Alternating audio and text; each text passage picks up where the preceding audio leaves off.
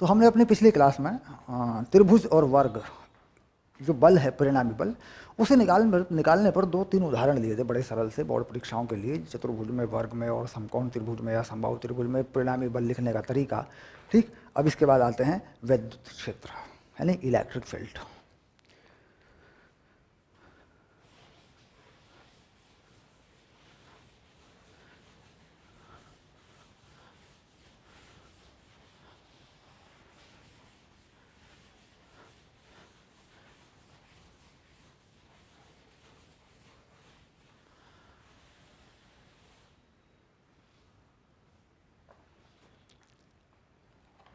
तो जैसा कि मैंने टॉपिक का नाम बताया, विद्युत क्षेत्र।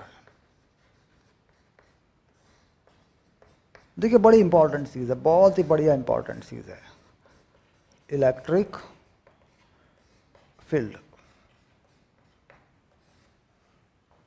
FIELD है ना, ये देखिए। तो सबसे पहली चीज़ क्या है कि विद्युत क्षेत्र यानी विद्युत बल का प्रभाव। याद करने का तरीका बता रहा हूँ, देखो कैसे। स्थिर विद्युत बल का प्रभाव याद करने का तरीका है। ठीक, परिभाषित कैसे होता है? एकांक धन आवेश पर लगने वाला विद्युत बल उस स्थिति में जहां यह, पूरी परिभाषा लिख के दूंगा, एकांक धन आवेश रखा होता है।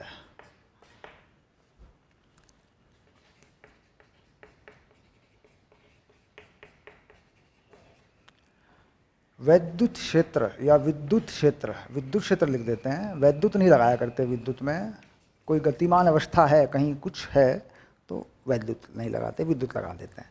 विद्युत क्षेत्र के बराबर होता है।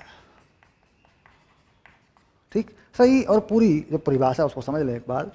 एकांक धनावेश पर लगने वाला विद्युत बल उस स्थिति में, ये देखिए, उस स्थिति में जहां यह एकांक धन आवेश रखा होता है, ये ब्रैकेट के अंदर बंद, विद्युत क्षेत्र के बराबर होता है।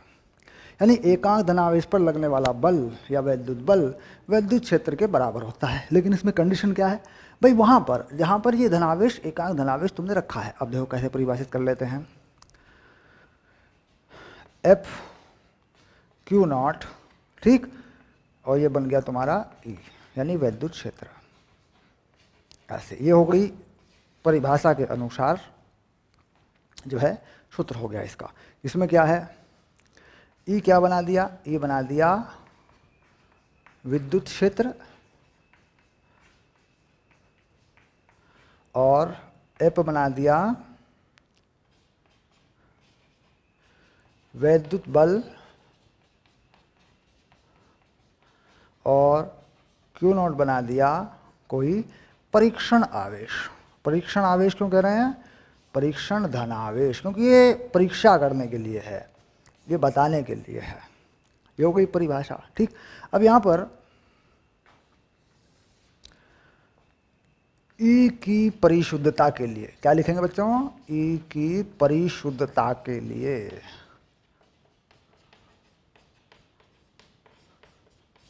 कैसे लिखेंगे?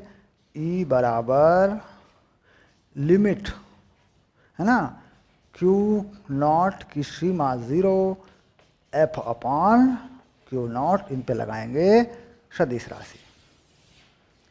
E की परिशुद्धता के लिए, यानी E की माप जो है सही हो। ठीक, क्यों? लिमिट Q0 0 का भौतिक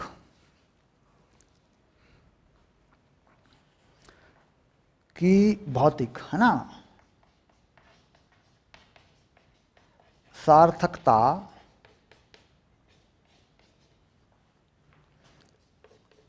E के मान में शुद्धता लाना है। समझ रहे हैं? कम से कम आवेश का मान होता जाए। तो देखिए क्या होता है भाई, इनका जो अनुपात है वो तो ई रहेगा। हम जानते हैं कि छोटी चीज़ों में त्रुटि कम होती है। छोटी से छोटी लेवल तक गणना करेंगे तो त्रुटि कम से कम होगी। अगर हम उसकी बड़ी माप ले लेंगे तो त्रुटि भी ज़्यादा होगी। तो त्रुटि को कम करने के लिए हमें इस आवेश का मान कम से कम रखना होता है। तो कुल मिलाकर अगर कहीं परिभाषित करने की बात आई, साहब विद्युत क्षेत्र को परिभाषित कर दीजिए, विद्युत क्षेत्र को परिभाषित कर दीजिए, तो इतनी सी बात है। ठीक, यानी अगर आप ये लिख देंगे कि लिमिट क्यू नॉट की भौतिक सार्थकता ई के मान में शुद्धता लाना है, तो बात एकदम समझ में आ जाती है, ये फिट बैठ जाती है, बिल्कुल कोई झंझट नहीं है। तो विद्युत क्षेत्र की परिभाषा या विद्युत क्षेत्र क्या है, दरअसल इस चीज़ को पहले समझ लेना बहुत ज़रूरी है। अब यहाँ पर देखिए ये बात क्लियर हो गई कि विद्युत क्षेत्र जो है वह एक सदिश राशि है। इसका मात्रक क्या है? मात्रक है न्यूटन प्रति कूलाम। यानी इसका मात्रक क्या है, जरा यहाँ लिख देता हूँ मैं, मात्रक है न्यूटन प्रति कूलाम। देखो ऐसे लिखते हैं न्यूटन प्रति कूलाम को। आवेश पर बल, एकांक आवेश पर बल, एकांक धनावेश पर यह परिभाषित है, ठीक, ऋणावेश पर नहीं है। ओके, चलिए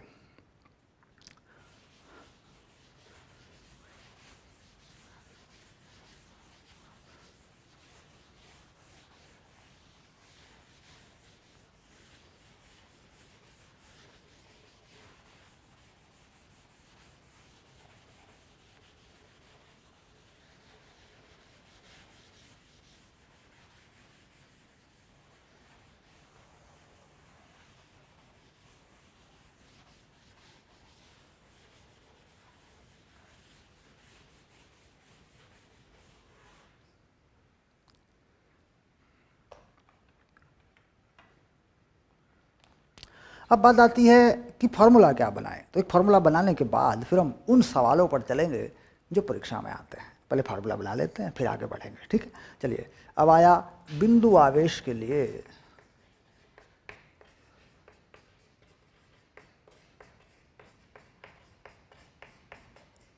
ई का सूत्र, बिंदु आवेश के लिए।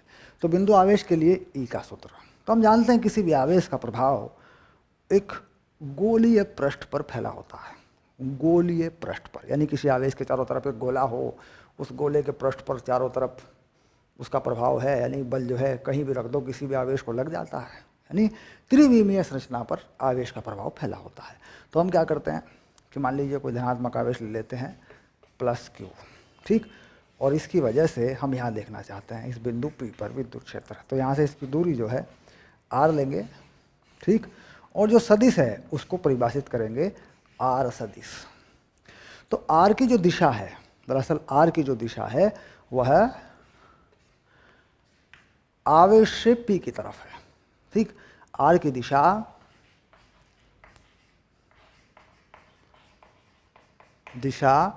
प्लस Q आवेश से P की तरफ है, सिंपल। अब बिंदु P पर विद्युत क्षेत्र कितना होगा? बिंदु P पर E सीधा सीधा लिख दिया, देखो मैंने। तो हम जानते हैं कि एकांक धनावेश पर लगने वाला ये बल है, एकांक धनावेश पर लगने वाला ये बल है। तो कुल मिलाकर अगर EP पे देखना चाहें इसको तो कितना हो गया, 1/4 पाई एप्सिलॉन नॉट। अब यहाँ आवेश कितना है Q, और यहाँ आवेश कितना है +1 कूलम। एकांक धनावेश पर लगने वाला बल है, तो दिशा क्या हो जाएगी, ये हो जाएगी दिशा। भाई ये धनात्मक आवेश है, इस धनावेश को, एकांक धनावेश को ये प्रतिकर्षित करेगा, दिशा ये हो जाएगी, यानी R की दिशा हो जाएगी, ठीक। अब देखिए एक इसे Q लगा देते हैं, इसे 1 लगा देते हैं, और यहाँ R² लगा देते हैं, और यहाँ R की दिशा लगा देते हैं। यानी यह क्या है, सदिश का परिमाण है, सदिश का परिमाण है। तो परिमाण को R² लिखते हैं, या ऐसा लिख सकते हैं, देखो ये जो R है ना, इसका परिमाण ऐसा होता है, इसको R लिख दिया, ठीक। तो कुल मिलाकर ये तरीका होता है। अगर मान लीजिए आप इस चीज़ को नहीं लिखते हैं, मान लीजिए हम इस चीज़ को छोड़ देते हैं, ठीक, तो यहाँ पर नंबर कटता है। दूसरी चीज़, अगर हम इसमें मात्रक नहीं लिखते न्यूटन प्रति कूलम तो भी हमारा नंबर कटता है, क्योंकि हमें यह बात ध्यान रखनी पड़ेगी कि नंबर कहाँ कहाँ पे कट जाते हैं। पूरा पेपर करके आते हैं और मैंने कहा 90+ 90 का पेपर होना है, 90 से ज़्यादा नंबर का पेपर होना है, तो इसलिए ज़रूरी रहेगा रिवीजन में कि सावधानी वहाँ वहाँ पर देखें कि भाई यहाँ कट सकता है, क्या छूट सकता है। ठीक, अब देखिए इस पर पहला उदाहरण यानी इसी चीज़ से हम शुरू कर देंगे कि हमें इस पर सवाल किस तरह का करना है। ओके, चलिए पहला उदाहरण ले लेते हैं।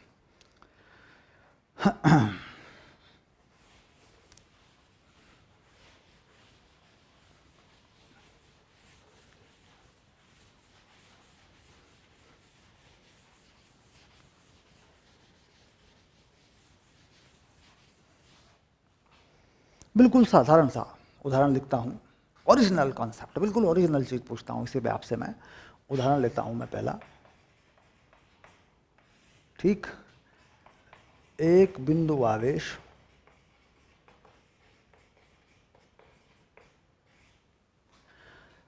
+5 माइक्रो कूलम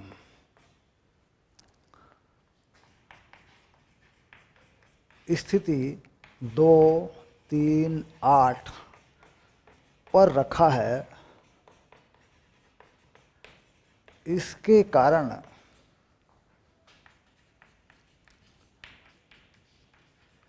स्थिति 11, 3, 2 पर ई ज्ञात कीजिए। ई को समझ रहे हैं, विद्युत क्षेत्र है ना। देखो कितना बढ़िया सा उदाहरण है जो बिल्कुल ओरिजिनलिटी को बता देगा, जहाँ निर्देशांक मीटर में है। ठीक, जहाँ निर्देशांक मीटर में है। ठीक, ये बिल्कुल ओरिजिनल सवाल है। अगर आप इस सवाल को देखना चाहते हैं कि भाई ये सवाल कैसे होगा, दैट इज आपको कहाँ जाना है, अपने असाइनमेंट में। असाइनमेंट लगा है साथ में, है ना।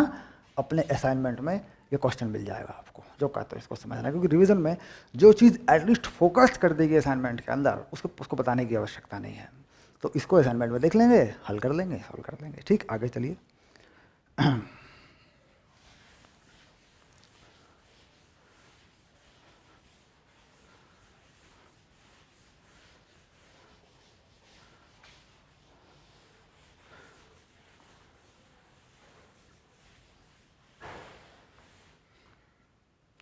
अब दूसरा कंसेप्ट यहाँ आता है, विद्युत क्षेत्र शून्य है।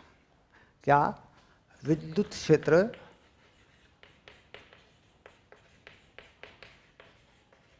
शून्य। ठीक, अब एक आवेश के कारण, दो आवेश के कारण, तीन आवेश के कारण, देखिए एक आवेश के कारण विद्युत क्षेत्र शून्य नहीं होता। 2 चाहिए, 3 चाहिए, 4 चाहिए, 5 चाहिए। अब इसमें क्या होता है, जैसे मान लीजिए 2 आवेश हैं हमारे पास, +Q1 और दूसरा भी प्लस में ले लूँ Q2। इनको मिलाने वाली रेखा पर कहाँ पर विद्युत क्षेत्र शून्य है? मान लीजिए इन दोनों के बीच की दूरी मैं रख लूँ d, और यहाँ पर ये डिस्टेंस मान लूँ मैं एक तरफ से x मान लूँ इसको, और ये मान लूँ p। ठीक, तो EP = 0। तो मुझे चाहिए x का मान Q1 Q2 के पदों में। अब जल्दी के बेसिकली देखते हैं। भाई धनात्मक आवेश है। अब मान लीजिए मैं P पर एक कूलम का आवेश रख लेता हूँ P के ऊपर, ये P है मान लीजिए, सपोज यहाँ पे P पे रख दिया मैंने, यहाँ दिखा रहा हूँ मैं इसको। अब ये जो आवेश है इसको रिपेल करेगा। ठीक, यानी इधर का विद्युत क्षेत्र ये हो गया E2 की वजह से, ये भी इसको रिपेल करेगा, प्रतिकर्षित करेगा, तो ये हो गया E1। हो गए विप्ले, यानी ये वाला इधर को और ये वाला इधर को। तो विद्युत क्षेत्र यानी पॉजिटिव का दूर को जाता है, प्रतिकर्षित करता है।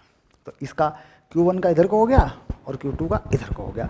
अगर ये दोनों सदिश राशियाँ हैं, ये दोनों सदिश राशियाँ हैं, तो यानी कि अगर ये परिमाण में बराबर हो जाएं, दिशा में तो देखिए पहले ही विपरीत है, अगर ये परिमाण में बराबर हो जाए तो यहाँ परिणामी बल इसके ऊपर शून्य हो जाएगा। परिणामी बल शून्य हो गया तो विद्युत क्षेत्र भी शून्य हो जाएगा। तो कुल मिलाकर एक समीकरण आएगी हमारे पास, Q1 और upon 4πε0 x², Q2 4πε0 d - x²। ठीक, अब इस समीकरण को हल करना तुम जानते हो, यहाँ से x का मान निकालना तुम जानते हो, तुमने बोर्ड में मतलब पिछले वाली वीडियो में बलों में देखा हुआ है। ठीक, यहाँ से x का मान तुम निकालना जानते हो। ठीक, खैर थोड़ा सा इशारा कर देता हूँ, इसे काट देते हैं, d minus x upon x का वर्ग कर लेते हैं और ये Q2/Q1 कर लेते हैं। ठीक, अब दोनों पक्षों का वर्गमूल जब करते हो तो ये यहाँ पे क्या होता है कि इस पूर्ण वर्ग को खोलना नहीं होता, खोल देंगे तो गलती हो जाएगी। ठीक, क्या करते हैं, इसको हटा लेते हैं, ऐसे यहाँ लगा लेते हैं ऐसे। ठीक, इसको भी तोड़ लेते हैं, दोनों पे अलग अलग लगा लेते हैं ऐसे। ठीक, और यहाँ पे d/x माइनस 1 कर लेते हैं। ये देखिए d/x माइनस 1, इस 1 को यहाँ से हटा के उधर ले जाते हैं। ठीक है, x निकल गया, x का मान निकाल लेते हैं। चलो मैंने पूरा ये जो है कर दिया एक बार, है ना, d/Q2/√Q1 प्लस 1। देखो ये जो है ये वैल्यू आ गई। बहुत इंपॉर्टेंट, बहुत बढ़िया कॉन्सेप्ट है। ठीक, अब हम देखते हैं कि इनमें एक आवेश पॉजिटिव है, एक आवेश नेगेटिव है। ठीक, कैसे करते हैं,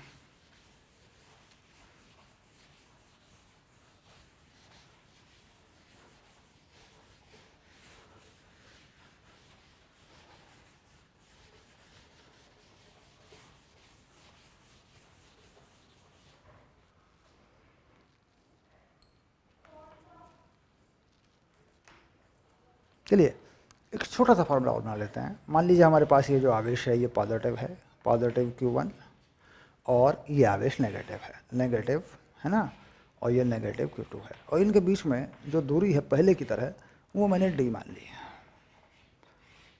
इनको मिलाने वाली रेखा पर विद्युत क्षेत्र कहाँ पर शून्य है? तो हम जानते हैं कि दोनों के बीच में विद्युत क्षेत्र शून्य नहीं हो सकता, उसका हम टेस्ट कर सकते हैं। जैसे मान लीजिए मैं इनके बीच में कहीं पे भी एक Q0 रख के देखूँ प्लस का चार्ज, कहीं पे भी रख दूँ मैं, तो ये क्या करेगा, ये इसको आकर्षित करेगा एक बल से F2 से। ये पॉजिटिव है, ये इसको प्रतिकर्षित करेगा F1 से। तो देखिए दोनों बल एक ही दिशा में हो गए, यानी दोनों विद्युत क्षेत्र एक ही दिशा में हो गए, धनात्मक से ऋणात्मक की तरफ। इसका मतलब बीच में कहीं भी बल शून्य नहीं हो सकता, यानी विद्युत क्षेत्र शून्य नहीं हो सकता। कहीं इधर उधर रख के देखूं, हटा लो यहाँ से, अब इसको मिलाने वाली रेखा के बाहर रख के देखूं इधर। ठीक, अब यहाँ रख के देखूं अगर मैं Q0 को, ठीक, तो देखिए ये वाला इसको प्रतिकर्षित करेगा F1, और ये वाला इस धनात्मक आवेश को आकर्षित करेगा F2। तो देखिए विपरीत हो रहे हैं, हो सकता है, लेकिन ज़रूरी है कि मुझे ये बताओ इनमें से कौन सा बड़ा है, किसका परिमाण ज़्यादा है, क्योंकि परिमाण ज़्यादा है तो बल ज़्यादा होगा, विद्युत क्षेत्र ज़्यादा होगा। जिसका परिमाण ज़्यादा आ रहा है उससे दूर रखें, और जिसका परिमाण कम आ रहा है उससे पास रखें। तो यानी यही चीज़ जो कि तो बन सकती है अगर मैं इसे x मान लूँ, लेकिन इसके लिए ज़रूरी है कि Q2 का परिमाण बड़ा हो Q1 के परिमाण से। भाई Q2 ज़्यादा शक्तिशाली हो जाएगा, फिर उसका विद्युत क्षेत्र या उसका बल ज़्यादा हो जाएगा। कुल मिला के अगर ये शर्त मान लूँ तो मैं इसे Q1 के पास रखूँगा इधर। अगर मैं इसका उल्टा कर दूँ तो मैं इसे यहाँ रखूँगा, यहाँ कहीं। यानी कुल मिला के जो आवेश जिस आवेश का परिमाण ज़्यादा है उससे दूर रखना पड़ेगा। अब कुल मिला के ये चीज़ सेट हो गई है, हमने देख लिया कि Q2 बड़ा है तो ज़्यादा करेगा, तो ये स्थिति बना ली। अब मैं इस पर F1 F2 बराबर कर देता हूँ, और F1 F2 को मैं E1 E2 बना देता हूँ, क्योंकि ये जो आवेश है ये क्या है, एक कूलम का धनात्मक आवेश है। एक कूलम के धनात्मक आवेश पर जो बल है दैट इज वही विद्युत क्षेत्र है। ठीक, चलिए अब पहला ये रहा, कहाँ पर रखा है, ये रखा है, देखो x पे रखा है। ठीक, तो क्या लिख दिया मैंने, Q1 4πε0 x², और ये Q2 4πε0 d प्लस एक्स का स्क्वायर। जांच करें d प्लस एक्स, Q2 से दूरी d प्लस एक्स है। ठीक है, हल कर दो, इन चीज़ों को काट दो, ये लो। ठीक, क्या हल करेंगे जरा देखें, पहले की तरह करना है बिल्कुल। ठीक, अब इसमें ये ऊपर ही नीचे, तो Q2 ऊपर आ गया। अब बिल्कुल पहले की तरह ये वर्गमूल करके दोनों तरफ का इसे हटा देंगे, ऐसे हो गया। इसे 1 प्लस d/x लिख देंगे, ऐसे यहाँ पे इसकी जगह पे। ठीक, और बराबर इसके कर देंगे तो एक्स का मान आ गया। देखो कितना आ रहा है एक्स का मान, जरा बताओ, डायरेक्ट लिखूंगा। देखो एक्स का मान आ गया d/Q2/Q1 -1 और ये वर्गमूल में। ठीक, मतलब ये इतनी बढ़िया, इतनी आसान सी चीज़ें हैं जो सीधे याद हो जाती हैं। आप ये मान के चलिए बोर्ड एग्ज़ाम में 80% कंटेंट वो है, 80% वो मामला है जो पढ़ने से याद हो जाता है, लिखने से याद हो जाता है। यानी बहुत ज़्यादा दिमाग लगा रहे हैं, बहुत ज़्यादा होशियार बच्चा नहीं है सर, ये तो बच्चा एवरेज है, बहुत ज़्यादा मेहनत नहीं करता सर, इसने पूरे साल पढ़ा भी कुछ नहीं है तो ऐसा कुछ है ही नहीं। बोर्ड एग्ज़ाम में 80% चीज़ें वो है जो याद हो जाती हैं, जो बहुत सरलता से समझ में आती हैं, जिनको हम सामान्य गणित विधियों से कर सकते हैं। तो 80% नंबर तो कहीं नहीं गए यार, 70 में से 55-56 नंबर तो कहीं नहीं गए ना, इसमें तो है ही। क्यों? क्योंकि 80% चीज़ें तो वैसे ही याद करने वाली हैं। हाँ, अगर हम याद भी नहीं करना चाहते, हम इतनी भी मेहनत नहीं करना चाहते कि यार याद भी नहीं करना पड़े, तो भैया फिर कुछ नहीं कर सकते हम। तो तैयार हमें रहना चाहिए समझने के लिए, उसके बाद तैयार हमें रहना चाहिए लिखने के लिए, उसके बाद हमें तैयार रहना चाहिए लिख कर याद करने के लिए। 3 बातें मैंने बताई। समझने के लिए हमें तैयार रहना चाहिए, कुछ समझ में आ जाता है हमारी, उसके बाद उसे लिखने के लिए तैयार रहना चाहिए, वो लिखना पड़ता है हमें, उसके बाद लिख कर फिर फाइनली उसको याद कर देना होता है। 3 चरण होते हैं तैयारी में। ठीक, चलिए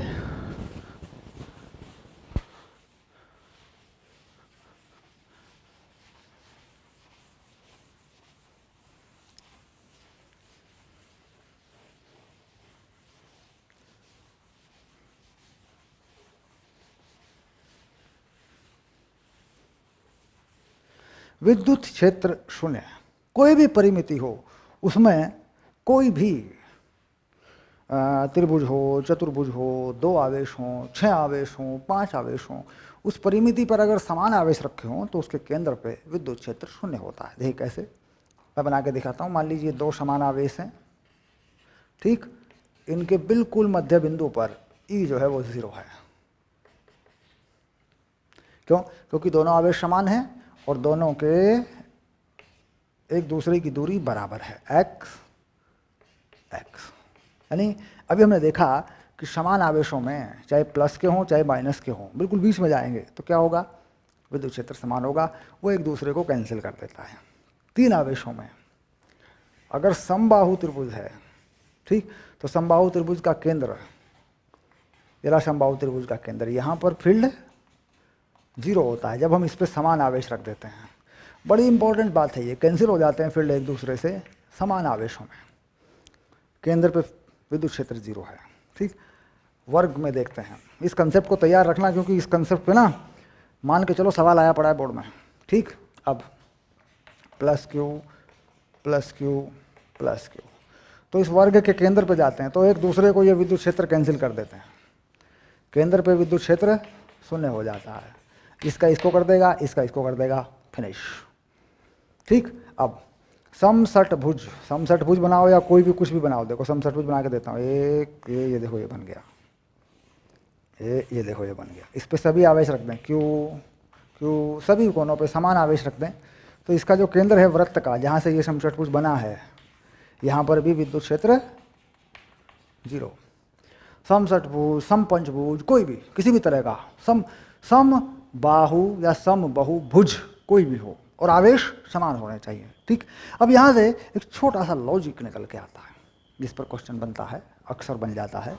ठीक, ये कह रहे हैं साहब ये जो चीज़ है ये हमने बता लिया, किसी में भी किसी भी आकृति में हमने पता लगा लिया कि साहब ये जो चीज़ है 0 है, ये चीज़ 0 है, प्लस क्यू समान आवेश है, बिल्कुल ये चीज़ 0 है, केंद्र पे जो है 0 है। अब मान लीजिए मैं इनमें से एक आवेश हटा लूँ, एक आवेश मैंने हटा लिया तो ये 0 नहीं रहेगा, ये एक आवेश का विद्युत क्षेत्र बन जाएगा। जिस आवेश के सामने का आवेश हटाया है उसी का विद्युत क्षेत्र प्रभावी हो जाएगा। तो ये चीज़ अब कितनी बन जाएगी, के क्यू बाई ये दूरी बन जाएगी r। भाई इसका पहले कैंसिल हो रहा था, सामने वाले से सामने वाला हट गया, इसका तो अब कैंसिल नहीं होगा, इसी का बन जाएगा बस ये लो। जो भी r है, ये वाली दूरी, ये दूरी देख रहे हो ना, ये ये निकाल के लगा दो, निकाल के लगा दो मतलब वर्ग की भुजा दे रखी है, उससे विकर्ण की या कर्ण की आधी लंबाई है, ये लगा दो। के का मान क्या है, 1/4πε0 है, वो इसमें लगा दो, उत्तर हो गया। ठीक, अब एक और टेक्निक देता हूं तुम्हें। मान लीजिए समषटभुज है। अब कितनी बढ़िया बात बताऊंगा इस बार एकदम फोकस पकड़ रहे हैं बिल्कुल चीजों पर।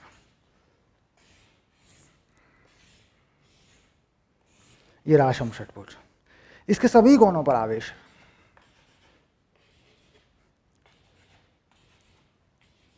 और ये इसका केंद्र है, तो यहाँ पे ई का मान क्या है, 0 है। एक दूसरे का सबने कैंसिल किया हुआ है, निरस्त किया हुआ है। कह रहा साहब ये ई बता दो, इसको हटा दो, कोई एक आवेश हटा दो, तो जाहिर सी बात है कि ये जो चीज़ है इसका प्रभावी हो जाएगा, एक का ही बस, क्योंकि इसी वाले का वहाँ कैंसिल हो रहा था। कितना आएगा इसका, अगर इस वाले का निकालूँ, यहाँ लिखूँगा देखो, अब निकालूँ अगर, कितना हो जाएगा बताओ, ई के क्यू बाई आर स्क्वायर, ये आर बन जाएगा, ये लो हो गया। अब कह रहा साहब एक ये भी हटा लूँ, ठीक, तो इसका भी प्रभावी हो जाएगा, K Q square by R square, 2 हो गए। इन दोनों का परिणामी हो जाएगा, कितना हो जाएगा बताओ, दोनों के का परिणामी कितने पे होगा, दोनों कितने अंश पे हैं, 60 अंश पे हैं, तो कितना आता है इसका परिणामी, अगर देखूं कितना आता है, K Q square by R square √3 होता है। क्योंकि हमने देखा है जब कोई दो समान सदिश 60 अंश के कोण पे काम करते हैं तो बिल्कुल बीच में कितना होता है परिणाम या परिणामी, K Q square by R square के साथ वर्गमूल 3 लग जाता है। ये हम कर चुके हैं, तो ऐसा हो गया। बस इससे ज़्यादा झंझट करने की जरूरत नहीं है, बोर्ड में, नीट में, जेई में इतने से लॉजिक होते हैं। ठीक, चलिए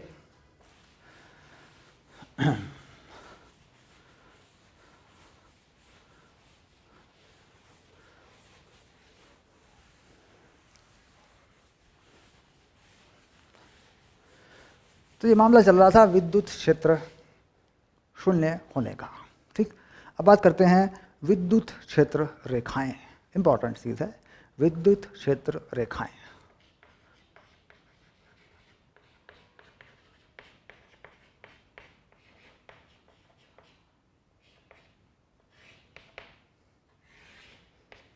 यानी इलेक्ट्रिक फील्ड लाइंस। ओके,